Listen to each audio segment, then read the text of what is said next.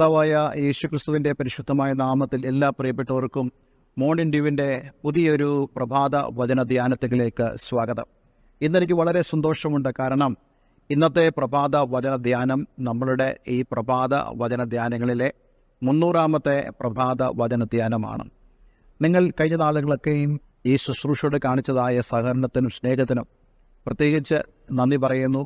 പ്രത്യേകാൽ എനിക്ക് പറയാനുള്ളത്, അനേകർ ഈ പ്രോഗ്രാമിനോട് സഹകരിച്ചു. അതായത് നിങ്ങൾ ഈ മെസ്സേജ് മറ്റുള്ളവരിലേക്ക് ഷെയർ ചെയ്യുകയും അതേപോലെ തന്നെ മറ്റുള്ളവരോട് ഈ സന്ദേശങ്ങൾ കാണുവാൻ പ്രേരിപ്പിക്കുകയും ചെയ്തതിൽ എനിക്ക് വളരെ സന്തോഷമുണ്ട്. തുടർന്നും നമുക്കൊരുമിച്ച് കർത്താവിൻ്റെ വേലയിൽ മുന്നോട്ട് പോകുവാൻ ദൈവം നമ്മെ സഹായിക്കട്ടെ. കഴിഞ്ഞ ദിവസം നമ്മൾ ചിന്തിച്ചതായ വേദഭാഗത്തിൻ്റെ തുടർച്ചയായിട്ടുള്ള വേദഭാഗമാണ് നാം ഇന്ന് വീണ്ടും ചിന്തിക്കുവാൻ ആഗ്രഹിക്കുന്നത്. കഴിഞ്ഞ ദിവസം നമ്മൾ വായിച്ചതായ ആ വേദഭാഗം ഞാൻ ഒന്നുകൂടെ വായിക്കുകയാണ്. റോമാലേഖനം 9-ാം അധ്യായം അതിൻ്റെ 14, 15, 16 വാക്യങ്ങൾ. ആകയാൽ നാം എന്തു പറയണ്ടു? ദൈവത്തിൻ്റെ പക്കൽ അനീതിയുണ്ടോ? ഒരു നാളുമില്ല. എനിക്ക് കരുണ തോന്നണം എന്നുള്ളവനോട് കരുണ തോന്നുകയും എനിക്ക് കനിവ് തോന്നണം എന്നുള്ളവനോട് കനിവ് തോന്നുകയും ചെയ്യും എന്ന് അവൻ മോശയോട് അരുളി ചെയ്യുന്നു. അതുകൊണ്ട് ഇച്ഛിക്കുന്നവനാലുമല്ല, ഓടുന്നവനാലുമല്ല, കരുണ തോന്നുന്ന ദൈവത്താൽ അത്രേ സകലവും സാധിക്കുന്നത്. അപ്പോസ്തലൻ പൗലോസ് മാനവജാതി ഉന്നയിക്കുന്നതായ വലിയൊരു ചോദ്യത്തെ ഇവിടെ അപഗ്രഥിക്കുകയാണ്. താൻ തന്നെ ചോദിക്കുന്നു, ദൈവത്തിൻ്റെ പക്കൽ അനീതിയുണ്ടോ? എന്നിട്ട് പൗലോസ് തന്നെ അതിൻ്റെ മറുപടി പറയുന്നു, ഒരു നാളുമില്ല. എന്തുകൊണ്ട്? ആ കാര്യങ്ങൾ പഴയ നിയമ പുസ്തകങ്ങളുടെ പശ്ചാത്തലത്തിൽ നിന്നുകൊണ്ട് അപ്പോസ്തലൻ പൗലോസ് വിവരിക്കുകയാണ്. അതേ കാര്യമാണ് നമ്മൾ കഴിഞ്ഞ ദിവസം പരിശോധിച്ചത്. ദൈവത്തിൻ്റെ പക്കൽ അനീതിയുണ്ടോ എന്നുള്ളതായ കാര്യം. ഈ റോമാലേഖനം 9-ാം അധ്യായത്തിൽ എന്നെ വളരെ ചിന്തിപ്പിച്ചതായൊരു വാക്യമുണ്ട്. ആ വാക്യം വായിച്ചിട്ട് നമ്മുടെ ഇന്നത്തെ പ്രഭാത വചനചിന്തയിലേക്കും പ്രവേശിപ്പാൻ ആഗ്രഹിക്കുന്നു. 9-ന്റെ 10-ാം വാക്യം. അത്രയുമല്ല, റിബേക്കായും നമ്മുടെ പിതാവായ ഇസഹാക്ക് എന്ന ഏകനാൽ ഗർഭം ധരിച്ചു. കുട്ടികൾ ജനിക്കുകയോ ഗുണമാകട്ടെ ദോഷമാകട്ടെ ഒന്നും പ്രവർത്തിക്കുകയോ ചെയ്യും മുമ്പേ തെരഞ്ഞെടുപ്പിൻ പ്രകാരമുള്ള ദൈവനിർണയം പ്രവൃത്തികൾ നിമിത്തമല്ല, വിളിച്ചവൻ്റെ ഇഷ്ടം നിമിത്തം തന്നെ വരേണ്ടതിന്. നോക്കിക്കേ, ഈ ഒരു വേദഭാഗത്ത് കുട്ടികൾ ജനിക്കുകയോ ഗുണമാകട്ടെ ദോഷമാകട്ടെ ഒന്നും പ്രവർത്തിക്കുകയും ചെയ്യും മുമ്പ് തിരഞ്ഞെടുപ്പിൻ പ്രകാരമുള്ള ദൈവനിർണയം പ്രാപിച്ചു. അപ്പോൾ യേശാവും യാക്കോവും അവർ എന്തെങ്കിലും പ്രവർത്തിച്ചിട്ടല്ല അവരെക്കുറിച്ചുള്ള ദൈവനിർണയം വന്നത്. അവർ ഗർഭപാത്രത്തിൽ കിടക്കുമ്പോൾ ഗുണമാകട്ടെ ദോഷമാകട്ടെ ഒന്നും ചെയ്തില്ല. പക്ഷേ ആ കുഞ്ഞുങ്ങൾ ആ അമ്മയുടെ ഉദരത്തിൽ കിടക്കുമ്പോൾ തന്നെ ദൈവത്തിൻ്റെ നിർണയം അവർക്ക് വേണ്ടി കടന്നു വന്നു. എന്താണ് അതിൻ്റെ അർത്ഥം? ഏതൊരു മനുഷ്യനെക്കുറിച്ചും ദൈവത്തിന് ഒരു ഫോർ നോളജ് ഉണ്ട്. അതിൻ പ്രകാരമാണ് ദൈവം പ്രവർത്തിക്കുന്നത്. 139-ാം സങ്കീർത്തനം നമ്മൾ ധ്യാനിക്കുമ്പോൾ ദാവീദ് പറയുന്നുണ്ട് ആ ദൈവത്തിൻ്റെ ആ ഒംനിഷ്യൻസ്, ദൈവത്തിൻ്റെ സർവ്വജ്ഞാനം. ദാവീദ് പറയുന്നു, എൻ്റെ അമ്മയുടെ ഉദരത്തിൽ ഒരു പിണ്ഡാകാരമായിരുന്നപ്പോൾ ദൈവത്തിൻ്റെ കണ്ണ് എന്നെ കണ്ടു. ആ പിണ്ഡാകാരമായിരുന്നപ്പോൾ എന്ന് പറയുന്നിടത്ത് അതിൻ്റെ മൂലപദം വിശദീകരിക്കുന്നത് when I was an atomic, ഞാൻ മൈക്രോസ്കോപ്പിന് പോലും കാണാൻ കഴിയാത്തതായ ഒരു തന്മാത്ര ആയിരിക്കുമ്പോൾ എൻ്റെ ദൈവം എന്നെ അറിഞ്ഞു, ദൈവം എന്നെ കണ്ടു. യെരമ്യാവ് പറയുന്നുണ്ട്, ദൈവം എന്നെ വേർതിരിച്ചു എൻ്റെ അമ്മയുടെ ഉദരത്തിൽ വെച്ച് തന്നെ. ഇതാണ് ദൈവത്തിൻ്റെ ജ്ഞാനമെന്ന് പറയുന്നത്. അപ്പോൾ ഒരു കാര്യം ഇവിടെ സ്പഷ്ടമാണ്, നമ്മളുടെ പ്രവൃത്തികളല്ല ദൈവം നമ്മളിൽ കരുണ തോന്നുന്നതിൻ്റെ പ്രധാനപ്പെട്ട കാരണം. പക്ഷേ ഇന്ന് പല ആളുകളും അങ്ങനെ ചിന്തിക്കുന്നത്, നല്ലത് ചെയ്താൽ ദൈവം പ്രവർത്തിക്കും, നല്ലത് ചെയ്താൽ ദൈവം കരുണ തോന്നും, കനിവ് തോന്നും. അങ്ങനെയൊന്നുമല്ല. നന്മ ചെയ്യണം, അനേകർക്ക് നമ്മൾ ഉപകാരങ്ങൾ ചെയ്യണം, പക്ഷെ അതൊന്നും ദൈവകൃപയ്ക്ക് കാരണമല്ല എന്നുള്ളതാണ് ഈ വേദഭാഗത്തു നിന്നും നമുക്ക് മനസ്സിലാക്കാൻ കഴിയുന്നത്. എന്നിട്ട് നമ്മൾ ഇന്ന് വായിക്കാൻ ആഗ്രഹിക്കുന്നതായ വേദഭാഗം 9-ന്റെ 16-ാം വാക്യമാണ്. അതുകൊണ്ട് ഇച്ഛിക്കുന്നവനാലുമല്ല, ഓടുന്നവനാലുമല്ല, കരുണ തോന്നുന്ന ദൈവത്താൽ അത്രേ സകലതും സാധിക്കുന്നത്. എന്തെങ്കിലും ദൈവത്തിൽ നിന്ന് സാധിക്കണമെങ്കിൽ അത് നമ്മൾ ഓടിയാലോ നമ്മൾ എന്തെങ്കിലും ആഗ്രഹിച്ചാലോ ലഭിക്കുകയില്ല. ഈ രണ്ട് പദങ്ങളുടെയും ഒരു വിശദീകരണം ഞാൻ നിങ്ങളോട് പറയാൻ ആഗ്രഹിക്കുന്നു. ഇച്ഛിക്കുന്നവൻ എന്നതിൻ്റെ അർത്ഥം what we wish to do, നമ്മൾ എന്ത് ചെയ്യാൻ ആഗ്രഹിക്കുന്നു എന്നുള്ളതാണ്. അപ്പോൾ നമ്മൾ എന്തെങ്കിലും ചെയ്യാൻ ആഗ്രഹിക്കുന്നു, അതുകൊണ്ട് ദൈവം നമ്മളോട് കരുണ തോന്നും, അല്ലെങ്കിൽ ദൈവം നമുക്ക് സമീപസ്ഥനായി നിൽക്കും എന്നുള്ളതാണോ? അല്ല. അതുകൊണ്ടൊന്നും ദൈവം നമ്മളോട് കൂടെ നിൽക്കുകയില്ല. അതുപോലെ തന്നെ ഓടുന്നവനാലുമല്ല.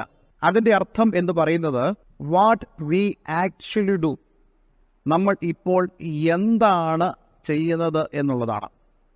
ഇപ്പോൾ നമ്മൾ എന്ത് ചെയ്യുന്നു എന്നതിൻ്റെ അടിസ്ഥാനത്തിലല്ല ദൈവം പ്രവർത്തിക്കുന്നത്, മറിച്ച് ദൈവം പ്രവർത്തിക്കുന്നത് കരുണ തോന്നുന്നതിനാൽ. ദൈവത്തിന് കരുണ തോന്നണമെങ്കിൽ എന്താണ് നമ്മൾ ചെയ്യേണ്ടത്?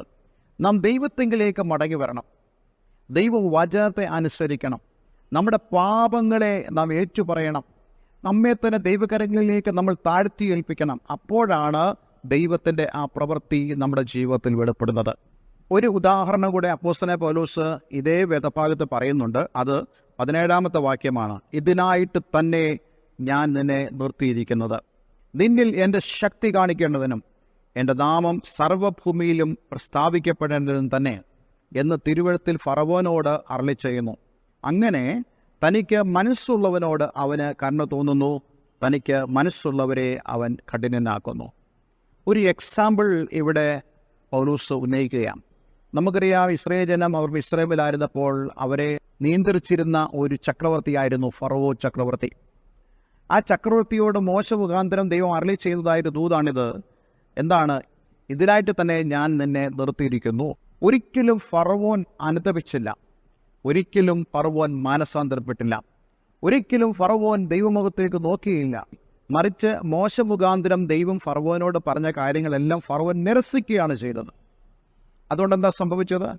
ഫറവോനെ ദൈവം നിർത്തി എന്ന് പറയുമ്പോൾ ഫറവോനെ ദൈവം കൊന്നു കളഞ്ഞില്ല, നശിപ്പിച്ചു കളഞ്ഞില്ല, അവനെ ജീവനോട് നിർത്തി. എന്തിനാണ്? നിന്നിൽ എൻ്റെ ശക്തി കാണിക്കേണ്ടതിന്. അതായത് ഫറവോൻ എടുക്കുന്ന ഓരോ തീരുമാനത്തിനും ഫറവോനെ ദൈവം കൊല്ലാതെ ജീവനോട് നിർത്തതിൻ്റെ ഉദ്ദേശം ഫറവോൻ മനസ്സിലാക്കണം യഹോവയായ ദൈവം ആരാണ് എന്നുള്ളത്. അതേപോലെ തന്നെ ഇവിടെ പറയുന്നു, എൻ്റെ നാമം സർവ്വഭൂമിയിലും പ്രസ്താവിക്കപ്പെടേണ്ടതിനും തന്നെ. അപ്പോൾ ഒരാൾ ദൈവവചനത്തെ നിരസിച്ച് അവൻ ജീവനോട് ഈ ഭൂമിയിൽ നിൽക്കുന്നു എന്നുള്ളത് അതിൻ്റെ പ്രസക്തി എന്താണ്? അല്ലെങ്കിൽ അതിൻ്റെ ദൈവിക ഉദ്ദേശം എന്താണ്? അതാണ് ഇവിടെ പറയുന്നത്. ദൈവം അവനിൽ ദൈവശക്തി കാണിക്കേണ്ടതിന്, അതുപോലെ തന്നെ ദൈവത്തിൻ്റെ നാമം സർവ്വഭൂമിയിലും പ്രസ്താവിക്കപ്പെടേണ്ടതിനും. ഇവിടെ നമ്മൾ കാണുന്നതായി വാക്യം ഇങ്ങനെയാണ്, അങ്ങനെ തനിക്ക് മനസ്സുള്ളവനോട് അവന് കരുണ തോന്നുന്നു, തനിക്ക് മനസ്സുള്ളവരെ അവൻ കഠിനനാക്കുന്നു. അപ്പോൾ ദൈവത്തിന് കരുണ തോന്നാനും കഴിയും, അതുപോലെ തന്നെ ആളുകളുടെ ഹൃദയത്തെ കഠിനമാക്കുവാൻ കഴിയും. ആരുടെ ഹൃദയമാണ് ദൈവം കഠിനമാക്കുന്നത്? ദൈവത്തെ നിരസിക്കുന്നവരെ ദൈവം അവരുടെ ഹൃദയത്തെ കഠിനമാക്കും. അതുപോലെ തന്നെ ദൈവത്തെങ്കിലേക്ക് തിരിയാത്തവരുടെ ഹൃദയത്തെ ദൈവം കഠിനമാക്കും. ഇന്ന് പല ആളുകളുടെ ഹൃദയങ്ങൾ കഠിനമാണ്. എന്നാൽ ഇന്നൊരു സന്ദേശം ഞാൻ നിങ്ങളോട് പറയട്ടെ, ദൈവത്തിനും നിങ്ങളോട് കരുണ കാണിപ്പാൻ കഴിയും. എങ്ങനെ? നിങ്ങൾ ദൈവത്തെങ്കിലേക്ക് മടങ്ങി വരുമ്പോൾ. അതുകൊണ്ട് എന്നെ കേൾക്കുന്ന പ്രിയമുള്ളവരെ, ഇച്ഛിക്കുന്നവനാലുമല്ല, ഓടുന്നവനാലുമല്ല, കരുണ കാണിക്കുന്ന ദൈവത്താൽ അത്രേ സകലതും സാധിക്കുന്നത്. എൻ്റെയും നിങ്ങളുടെ ജീവിതത്തിൽ ദൈവത്താൽ ചില കാര്യങ്ങൾ നിങ്ങൾക്ക് സാധിക്കണമെങ്കിൽ നിങ്ങൾ ദൈവത്തിൻ്റെ മുമ്പാകെ നിങ്ങളെ തന്നെ സമർപ്പിക്കണം. പല ആളുകളും തങ്ങളുടെ ബിസിനസ്, തങ്ങളുടെ ജോലി, തങ്ങളുടെ വരുമാന മാർഗം തുടങ്ങിയ വിഷയങ്ങളിൽ ദൈവത്തിൻ്റെ പ്രവൃത്തിക്ക് വേണ്ടി ആഗ്രഹിക്കുന്ന ആളുകളുണ്ട്. പക്ഷേ അവരിൽ പലരും ദൈവത്തെങ്കിലേക്ക് വരാനോ തങ്ങളെ തന്നെ സമർപ്പിക്കാനോ തയ്യാറാകാതെ ദൈവത്തിൻ്റെ പ്രവൃത്തിക്ക് വേണ്ടി മാത്രം നോക്കിയിരിക്കുന്നവരാണ്. അവരോടൊക്കെ ഞാൻ വളരെ സങ്കടത്തോടെ പറയട്ടെ, നിങ്ങൾക്ക് വേണ്ടി ദൈവം പ്രവർത്തിക്കുകയില്ല. കാരണം ആദ്യം ദൈവത്തിന് നിങ്ങളോട് കരുണ തോന്നണമെങ്കിൽ നിങ്ങളുടെ ബിസിനസ്സിലെ വട്ടപൂജ്യമല്ല ദൈവത്തിന് കരുണ തോന്നാനുള്ള കാരണമെന്ന് പറയുന്നത്. മറിച്ച് നിങ്ങൾ ദൈവത്തെങ്കിലേക്ക് കടന്നു വന്നാൽ, നിങ്ങളുടെ ഹൃദയത്തെ ദൈവത്തെങ്കിലേക്ക് നിങ്ങൾ അർപ്പിച്ചാൽ, മാനസാന്തരപ്പെട്ടാൽ, രക്ഷിക്കപ്പെട്ടാൽ, ദൈവത്തിന് വേണ്ടി ഒരു ജീവിതം നയിപ്പാൻ നിങ്ങൾ തീരുമാനമെടുത്താൽ, അവിടെ ദൈവം നിങ്ങളോട് കരുണ കാണിക്കുന്നതായ ദൈവമാണ്. ഒരു വാക്ക് നമുക്ക് പ്രാർത്ഥിക്കാം. സ്വർഗ്ഗപിതാവേ, ഇന്ന് ഞങ്ങളെ കേൾപ്പിച്ച വളരെ അനുഗ്രഹിക്കപ്പെട്ട സന്ദേശത്തിനായി സ്തോത്രം. ഇച്ഛിക്കുന്നവനാലുമല്ല, ഓടുന്നവനാലുമല്ല, കരുണ തോന്നുന്ന ദൈവത്താൽ അത്രേ സകലവും സാധിക്കുന്നത്. എന്നെ കേൾക്കുന്ന ഈ പ്രിയമുള്ളവർ ദൈവത്തെങ്കിലേക്ക് തിരിയുവാനും അവരുടെ ജീവിതത്തിൽ ദൈവത്തിന് കരുണ കാണിക്കുവാനുമുള്ള ദിവസങ്ങളാണ് ഇതെന്ന് ഞാൻ അറിയുന്നു. കർത്താവേ, അതിനായി അങ്ങയുടെ മക്കൾ സമർപ്പിപ്പാൻ തക്കവണ്ണം ഇടയാക്കണമെന്ന് പ്രാർത്ഥിക്കുന്നു. പ്രാർത്ഥന കേട്ടതിനായി നന്ദി, യേശുവിൻ നാമത്തിൽ തന്നെ. ആമേൻ, ആമേൻ. ഇന്നത്തെ സന്ദേശം നിങ്ങളുടെ ജീവിതത്തിൽ അനുഗ്രഹപ്രദമായി തീർന്നു എന്ന് ഞാൻ വിശ്വസിക്കുന്നു.